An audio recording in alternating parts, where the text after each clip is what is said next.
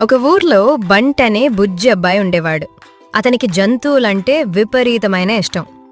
ఒకరోజు ఉదయం బంటి నాన్న దగ్గరికి వెళ్ళి అడిగాడు, నాన్నా, నన్ను జూకి తీసుకెళ్తావా? నాన్న నవ్వుతూ ఓకే అన్నాడు. సరే బాబు బంటి, ఈరోజే మనం జూకు వెళ్దాం. బంటి ఆనందంతో హుర్రే జూకు వెళ్తున్నామన్నాడు. అలాగే ఇద్దరూ నగరంలోని జూకి బయలుదేరారు. జూ గేట్ దగ్గరికి రాగానే బంటి ఆనందంతో అల్లరి చేశాడు. హే, మేము జూకు వచ్చాము! నాన్నగారు నవ్వుతూ తల ఊపి ఇద్దరూ లోపలికి ప్రవేశించారు. జూ లోపలికి వెళ్ళగానే బంటి వావ్ అన్నాడు.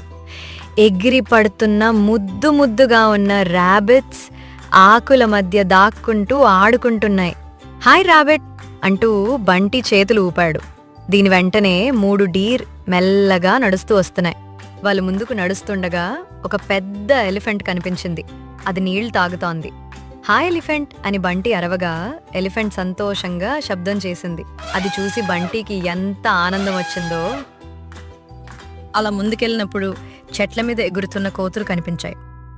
ఒక్క కోతి చెట్టుపై నుంచి బంటిని చూస్తుంది. ఈ కోతులు చిలిపిగా ఉన్నాయే నాన్న అని బంటి నవ్వాడు. ఆ తర్వాత లయన్ వద్దకు వెళ్లారు. ఒక క్యూట్ సింహం తన అడుగులతో నడుస్తూ ఒక్కసారిగా గర్జించింది. గర్ర గర్ర అని బంటి కొంచెం భయపడ్డాడు.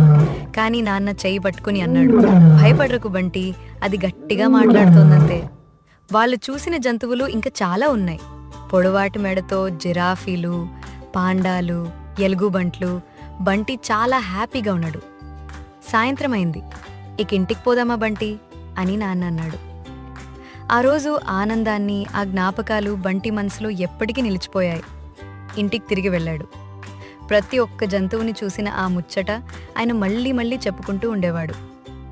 ముగింపు. ఆ రోజు బంటి నేర్చుకున్నాడు, జంతువులను ప్రేమించాలి, గమనించాలి, వాటిని కాపాడాలి. మరిన్ని మంచి మంచి కథల కోసం బంటి కథలు ఛానల్ని సబ్స్క్రైబ్ చేయండి.